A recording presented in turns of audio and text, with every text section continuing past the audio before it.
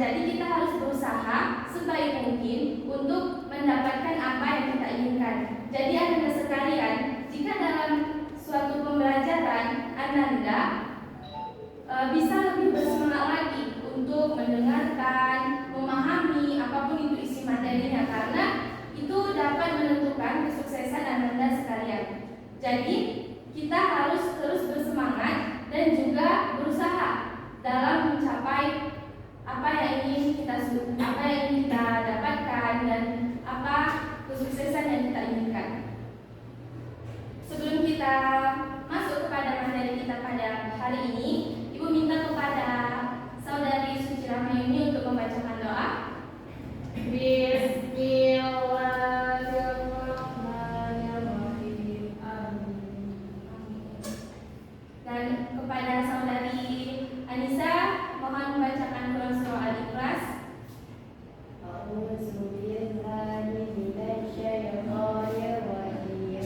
Bismillahirrahmanirrahim. Sadaqallahul azim.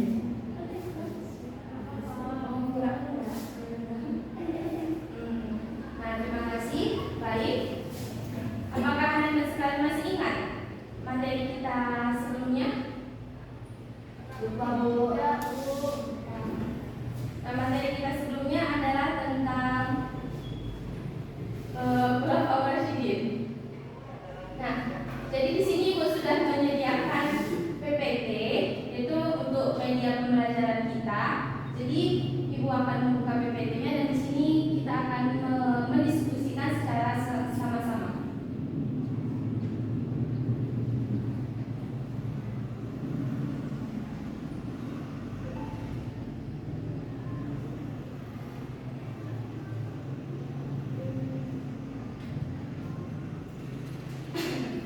Materi kita pada hari ini yaitu mengenai bukti keautentikan Al-Quran. Apakah Anda sekalian tahu apa saja bukti keautentikan dari Al-Quran? Tidak, Bu. Nah, jadi bukti keautentikan dari Al-Quran itu yang pertama ada sunnah, ada hadis, khobar, dan juga asar.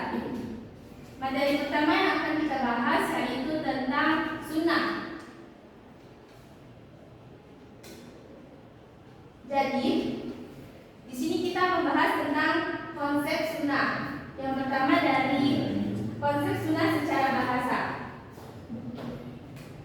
Nah, jadi sunnah secara bahasa adalah kebiasaan atau biasa dilakukan, yaitu yang bersandar dari Rasulullah Shallallahu Alaihi Wasallam.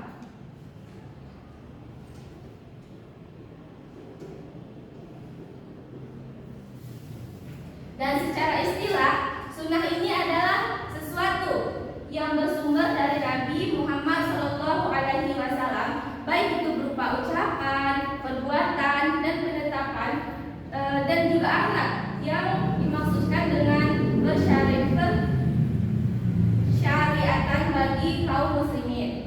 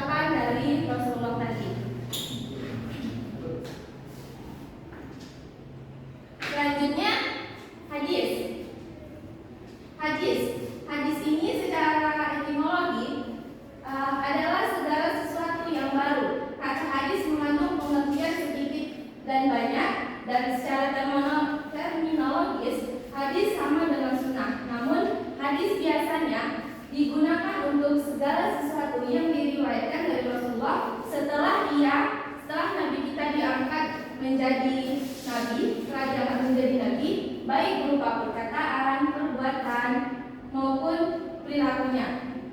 Maka sunnah ini lebih luas pengertiannya. Maka sunnah tadi lebih luas pengertiannya dari hadis ini.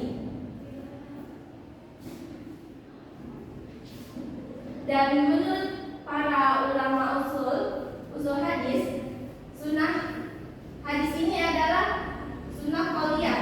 Menurut mereka, hadis lebih luas pengertiannya daripada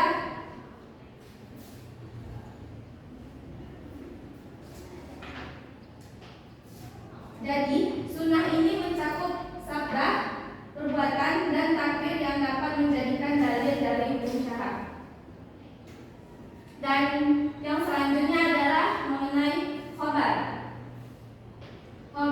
Khabar secara etimologi berasal dari kata khabar yang berarti berita. Berarti khabar ini adalah berita.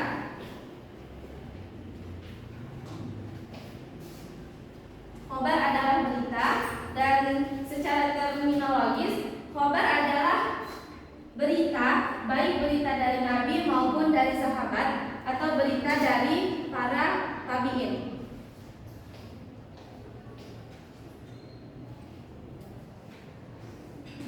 Dan menurut para ahli hadis, khabar ini yaitu segala sesuatu yang disandarkan atau berasal dari Nabi Muhammad SAW atau dari yang selain Nabi Muhammad SAW.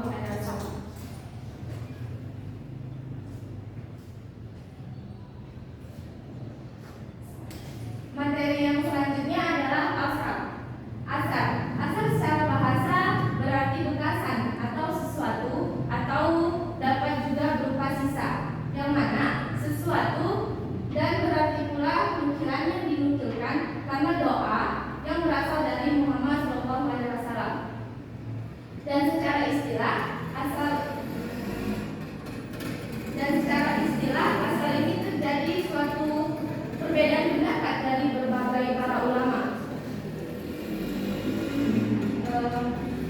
Jumhur ulama mengatakan asal sama dengan khabar, yaitu sesuatu yang disandarkan kepada Nabi Muhammad SAW, sahabat, tabi'in. Sedangkan menurut ulama Khurasan, bahwa asal yaitu untuk yang maufu dan khabar untuk yang marfu.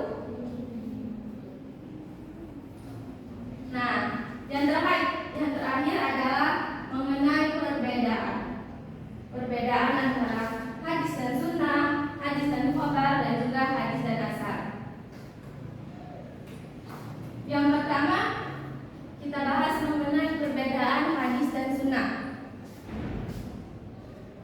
Hadis terbatas pada perkataan, perbuatan, takdir yang bersumber pada Nabi Muhammad SAW.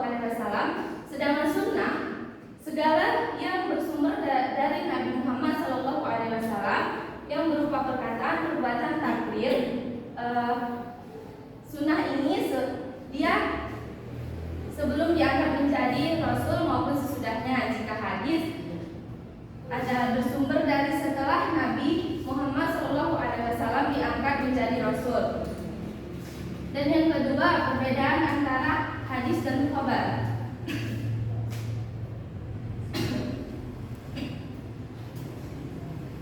Sebagian ulama hadis berpendapat bahwa khabar sebagai suatu yang berasal dan disandarkan kepada selain Nabi Muhammad. Hadis sebagai sesuatu yang berasal atau disandarkan pada Nabi. Dan yang terakhir, mengenai perbedaan hadis dan asar. Hadis dan asar. Jumhur ulama berpendapat bahwasanya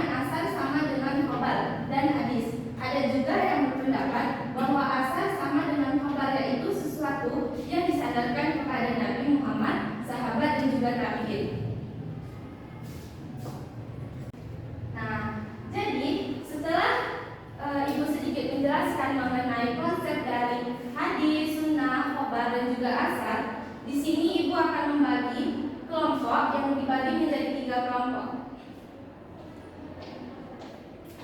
Dibagi menjadi 3 kelompok. Yang pertama membahas mengenai konsep sunnah dan juga hadis. Kelompok yang kedua membahas mengenai konsep khobar dan juga asar. Dan kelompok yang tiga akan membahas mengenai perbedaan dari keempat sub materi kita ini, yaitu sunnah, hadis, khobar, dan juga asar. Nah, jadi nanti Ibu meminta untuk teman-teman. Nah, jadi Ibu meminta untuk ketua kelas membagi kelompok menjadi 3 kelompok. Jadi nanti untuk kelompoknya Ibu serahkan saja kepada Anda sekalian.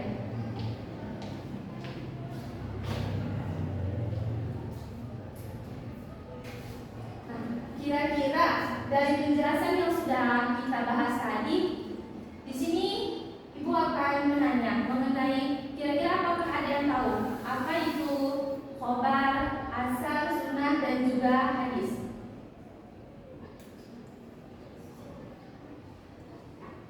Coba di antara Anda sekalian, apakah ada yang dapat menyimpulkan mengenai konsep dari sunnah dan juga hadis?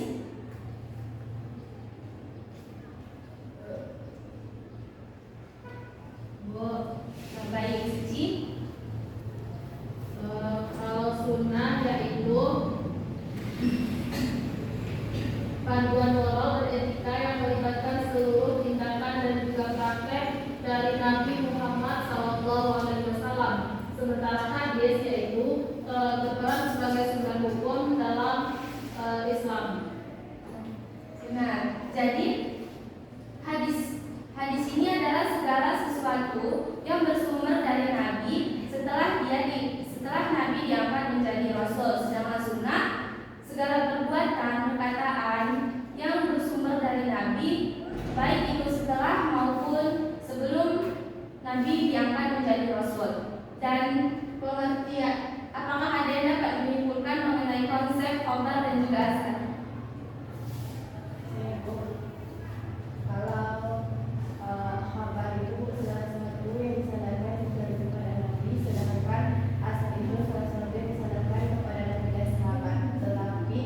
Ulama ada yang menyatakan bahwa asal itu sama dengan khobar, itu disandarkan kepada Nabi SAW. Terima kasih. Nah, jadi seperti itu ya. Jadi di sini tujuan pembelajaran kita pada hari ini adalah tentunya tujuannya agar anak-anak sekalian dapat mengetahui apa sih itu hadis, apa itu sunnah, apa itu khobar, dan juga apa itu asar. Dan penilaian Ibu dari segi penampilan kalian, dari segi penampilan Anda sekalian, baik penampilan kelompok maupun penampilan individu yang keterampilan dalam keaktifan berdiskusi Anda sekalian.